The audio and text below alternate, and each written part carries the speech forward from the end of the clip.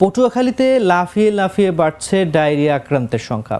গত এক সপ্তাহে হাসপাতালে ভর্তি হয়েছেন 779 জন, আর গত এক মাসে আক্রান্ত হয়েছেন প্রায় 3000 মানুষ। পরিস্থিতির ভয়াবহতায় ডায়রিয়ার কারণ অনুসন্ধানে জেলা স্বাস্থ্য বিভাগের পক্ষ থেকে আইসিডিডিআর এর সহযোগিতা চাওয়া হয়েছে। মঙ্গলবার থেকে অনুসন্ধান কাজ শুরু করেছে সরকারের রোগতত্ত্ব, রোগ নিয়ন্ত্রণ ও গবেষণা প্রতিষ্ঠান। দুপুরে পটুয়াখালী মেডিকেল কলেজ হাসপাতাল থেকে তত্ত্বাবধায়ক ডাক্তার দিলরুবা ইয়াসমিন লিজার নেতৃত্বে প্রতিনিধি দলের আনুষ্ঠানিক কার্যক্রম শুরু করে।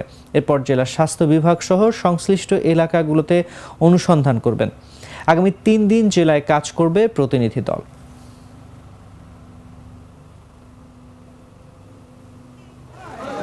আমরা এখানে একটা রিপোর্ট হয়েছে, এখান থেকে সিভিল সার্জন স্যারের মাধ্যমে এটা হচ্ছে যে এখানে বিগত কয়েকদিনের থেকে ডায়রিয়া রোগী বেশি হচ্ছে।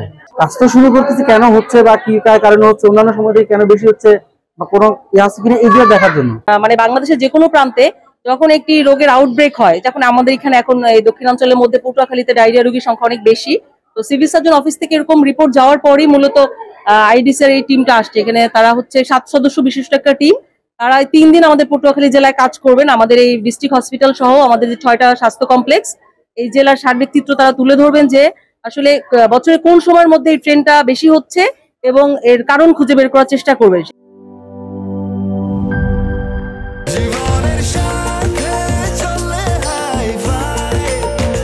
স্বাস্থ্যকর অল টাইম ফ্যামিলি কেক, সব সময় অল টাইম হেলদি লাইফ।